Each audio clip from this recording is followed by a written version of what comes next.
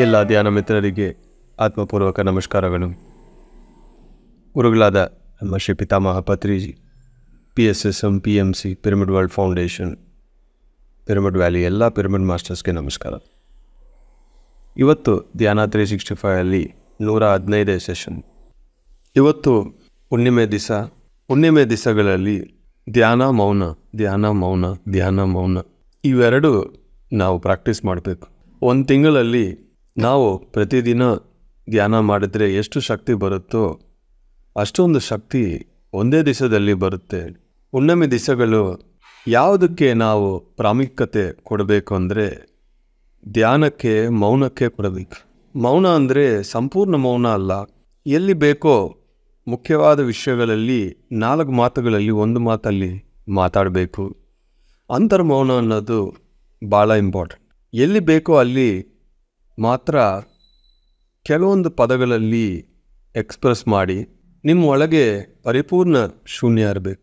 ಆವಾಗ ಸಂಪೂರ್ಣವಾದ cosmic energy ಅನ್ನೋದು ನಿಮ್ಮೊಳಗೆ ಬರ್ತಾ ಇರುತ್ತೆ. ಯಾವಾಗಲೂ ನೆನಪಿಟ್ಕೊಳ್ಳಿ, ಮೆಡಿಟೇಷನಲ್ಲಿ, ಧ್ಯಾನದಲ್ಲಿ ನಾವು ಫೇಸ್ ಮಾಡೋ ವ್ಯಕ್ತಿ ಯಾರು ಅಂದರೆ ನಮ್ಮ ಮನಸ್ಸು. ಒಬ್ಬರ ಹತ್ರ ಮಾತಾಡಿದರೆ ಅವ್ರ ಮಾತುಗಳು, ಆ ಮಾತುಗಳು ಹಿಂದೆಯಿಂದ ಬಂದು ಭಾವನೆಗಳು ನಮ್ಮ ಮನಸ್ಸನ್ನು ಎಷ್ಟೋ ಇಂಪ್ಯಾಕ್ಟ್ ಮಾಡುತ್ತದೆ. ಇವತ್ತು ಬೆಳಗ್ಗೆ 1-1/4 ಗಂಟೆ ನಾನು ನನ್ನ ಸ್ವಂತ ಅಕ್ಕ ಹತ್ರ ಮಾತಾಡಿದ್ದೀನಿ. ಅವರು ಎಷ್ಟೋ ವಿಷಯಗಳು ನನ್ನ ಹತ್ರ ಅಲ್ಲಿ ಏನೇನು ಆಗ್ತಾಯಿದೆ ಅಂತ ಹೇಳ್ತಾ ಬಂದಿದ್ರು. ಅವರು ಧ್ಯಾನ ಮಾಡಲ್ಲ. ಆ ವಿಷಯಗಳೆಲ್ಲ ಸ್ವಲ್ಪ ಅದರಲ್ಲಿ ಡಿಸ್ಟರ್ಬೆನ್ಸಸ್ನೂ ಇದೆ, ಕನ್ಫ್ಯೂಷನ್ಸ್ನೂ ಇದೆ. ಬಟ್ ಕುಟುಂಬ ಧರ್ಮ ಅಲ್ವಾ, ಅದಕ್ಕೆ ಸ್ವಲ್ಪ ಹೊತ್ತು ಕೇಳಿದ್ದೀನಿ.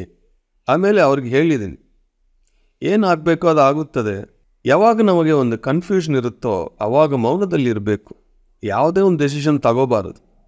ಸ್ವಲ್ಪ ಹೊತ್ತು ಮೇಲೆ, ಸ್ವಲ್ಪ ದಿವಸಗಳಾದಮೇಲೆ ಸೊಲ್ಯೂಷನ್ ಆಟೋಮೆಟಿಕ್ ಆಗಿ ಬರುತ್ತೆ. ಯಾವಾಗ ಮೈಂಡ್ ಸ್ಟೇಬಲ್ ಆಗಿ ಇಲ್ವೋ, ಯಾವಾಗ ಕನ್ಫ್ಯೂಷನ್ ಇದೆಯೋ ಆವಾಗ ನಾವು ಒಂದು ಡೆಸಿಷನ್ ತಗೊಂಡಿದ್ರೆ ಅದು ನಮಗೆ ಅಷ್ಟು ಉಪಯೋಗ ಬರಲ್ಲ. ಒಂದು ವಿಷಯ ಆಗಲಿ, ಒಂದು ಮನುಷ್ಯ ಆಗಲಿ, ಪರಿಸ್ಥಿತಿ ಆಗಲಿ, ಅದರಿಂದ ನಮಗೆ ಮ್ಯಾಕ್ಸಿಮಮ್ ಯೂಸ್ ಆಗಬೇಕು ಅಂದರೆ ಕರೆಕ್ಟ್ ಮೈಂಡ್, ಮೆಂಟಲ್ ಸ್ಟೇಟಲ್ಲಿ ನಾವು ಡಿಸಿಷನ್ಸ್ ತಗೋಬೇಕು. ಇಲ್ಲ ಅಂದರೆ ಕೆಲವೊಂದು ಡಿಸಿಷನ್ಸ್ ತಗೊಂಡದ ಮೇಲೆ ರಿವರ್ಸ್ ಮಾಡೋಕ್ಕೆ ಆಗಲ್ಲ. ಅವಾಗ ನಾವು ಸಫರ್ ಮಾಡ್ತೀವಿ.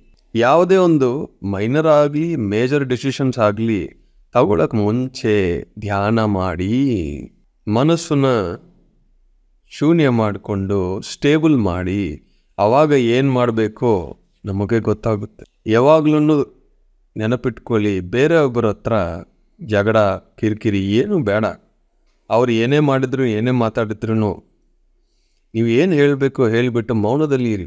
99% ಆಫ್ ದ ಪ್ರಾಬ್ಲಮ್ಸು ಧ್ಯಾನದಿಂದ, ಮೌನದಿಂದ ಸಾಲ್ವ್ ಆಗುತ್ತದೆ. 1% ಯಾಕೆ ನಾನು ಹೇಳಿಲ್ಲ ಅಂದರೆ ಎಕ್ಸೆಪ್ಷನ್ಸ್ ಅನ್ನೋದು ಪ್ರತಿಯೊಂದು ಲಾಕು ಇರುತ್ತವೆ. ಪ್ರತಿಯೊಂದು ರೂಲು, ಪ್ರತಿಯೊಂದು ಲಾಕ್ ಎಕ್ಸೆಪ್ಷನ್ ಅಂತ ಇರುತ್ತೆ. ಮೌನ ಧ್ಯಾನ, ಮೌನ ಧ್ಯಾನ ಇವು ಎರಡು ನಾವು ಇಟ್ಕೊಂಡಿದ್ರೆ ಮ್ಯಾಕ್ಸಿಮಮ್ ಪ್ರಾಬ್ಲಮ್ ಸಾಲ್ವ್ ಆಗುತ್ತೆ ಮಿತ್ರರೇ. ಸಮಯ ಕೊಡಬೇಕು. ಕಾಯಿಲೆಗಳು ಹೋಗ್ಬೇಕಂದ್ರೂ ಸಮಯ ಕೊಡಬೇಕು. ಮನಸ್ತಾಪಗಳು ಹೋಗ್ಬೇಕಂದ್ರೂ ಸಮಯ ಕೊಡಬೇಕು. ಕೆಲವೊಂದು ಇಶ್ಯೂಸು ರಿಸಾಲ್ವ್ ಆಗಬೇಕು ಅಂದ್ರೂ ಸಮಯ ಕೊಡಬೇಕು. ಮುಂಚೆ ನೀವು ಎಷ್ಟೋ ವಿಷಯಗಳಲ್ಲಿ ಪ್ರಯತ್ನ ಪಟ್ಟಿರ್ಬೋದು, ಆದ್ರೂ ನಿಮ್ಮ ಫೇವರಲ್ಲಿ ಆ ವಿಷಯಗಳಾಗಲ್ಲ. ಇವಾಗ ನಿಮ್ಮ ಹತ್ರ ಧ್ಯಾನ ಇದೆ, ನಿಮ್ಮ ಹತ್ರ ಸಂಕಲ್ಪ ಶಕ್ತಿ ಇದೆ, ನಿಮ್ಮ ಹತ್ರ ಕರ್ಮಗಳು ಕಮ್ಮಿ ಆಗಿದೆ. ಇವಾಗ ಅದೇ ವಿಷಯ ನೀವು ಮತ್ತೊಂದು ಸತಿ ಟ್ರೈ ಮಾಡಿದ್ರೆ ಇವಾಗ ಸಕ್ಸಸ್ ಆಗುತ್ತೆ. ಯಾಕಂದರೆ ನಮ್ಮ ಹತ್ರ ವಿಶ್ವಶಕ್ತಿ ಇದೆ, ಪ್ರಾಣಶಕ್ತಿ ಇದೆ. ಡೆಸಿಷನ್ಸ್ ಅನ್ನೋದು ತಗೋಬೇಕು, ಬಟ್ ಮೈಂಡು, ಮೆಂಟಲ್ ಸ್ಟೇಟು ಚೆನ್ನಾಗಿರಬೇಕು, ಆವಾಗ ತಗೋಬೇಕು. ನಮ್ಮ ಜೀವನ ಬಗ್ಗೆ ನಾವು ಡೆಸಿಷನ್ ತಗೋಬೇಕಂದ್ರೆ ಈಸಿ.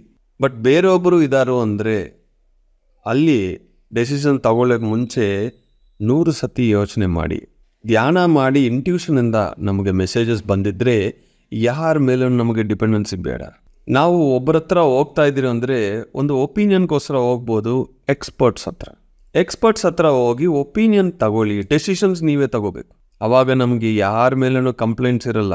ಅವರೊಂದು ಹೇಳಿದ್ರು, ಹಂಗೆ ನಾನು ಮಾಡಿದ್ದೀನಿ, ತಪ್ಪಾಯಿತು, ಅವ್ರದ್ದೇ ಮಿಸ್ಟೇಕ್ ಅಂತ ನೀವು ಹೇಳ್ತಾ ಇದ್ರಿ ಅಂದರೆ ತಪ್ಪು ನಿಮ್ಮದೇ. ಯಾಕೆಂದರೆ ಸಜೆಷನ್ಸ್ ತಗೊಳ್ಳಿ ಎಲ್ಲರ ಹತ್ರ, ಓನ್ಲಿ ಫ್ರಮ್ ಎಕ್ಸ್ಪರ್ಟ್ಸ್. ಡೆಸಿಷನ್ಸ್ ನೀವೇ ತಗೋಬೇಕು. ಆ ಡೆಸಿಷನ್ಸ್ ತಗೊಳ್ಳೋಕ್ಕೆ ಮುಂಚೆ ಧ್ಯಾನ ಮಾಡಿ ತಗೊಳ್ಳಿ. ಇಲ್ಲ ಕನ್ಫ್ಯೂಷನ್ ಇದೆ ಅಂದರೆ ಡೆಸಿಷನ್ಸನ್ನು ಪೋಸ್ಟ್ಪೋನ್ ಮಾಡಿ.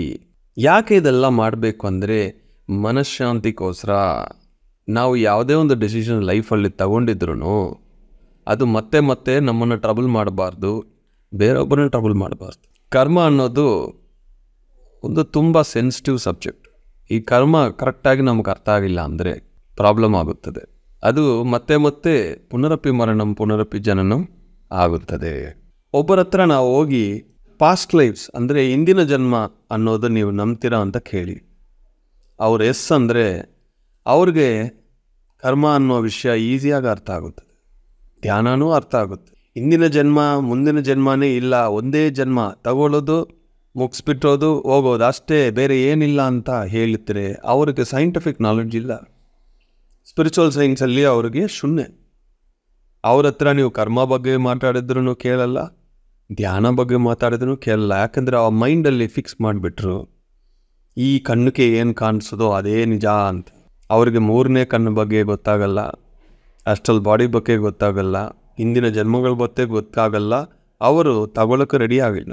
ಈ ಥರ ಮೈಂಡ್ ಸೆಟ್ ಅಂತಾರೆ ಹೇಳಿ. ಸಿಮೆಂಟು ಸೆಟ್ ಆಗಿದ್ದರೆ ಹಾಡಾಗಿಬಿಡುತ್ತೆ, ಆ ಥರ ಮೈಂಡು ಸೆಟ್ ಆಗಿಬಿಡುತ್ತೆ. ಸೆಟ್ ಆಗಿದ್ರೆ ಅದು ಒಡೆದೋಗುತ್ತೆ. ಯಾರಾದರೂ ಏನು ಹೇಳಿದ್ರು ಅದು ಏನು ಆಗಲ್ಲ, ಹಂಗೆ ಸ್ಟ್ರಾಂಗಾಗಿ ಇಟ್ಕೊಳ್ತಾರೆ. ಅವ್ರಿಗೆ ನಾವು ಹೇಳಿದ್ರೂ ಅರ್ಥ ಆಗಲ್ಲ.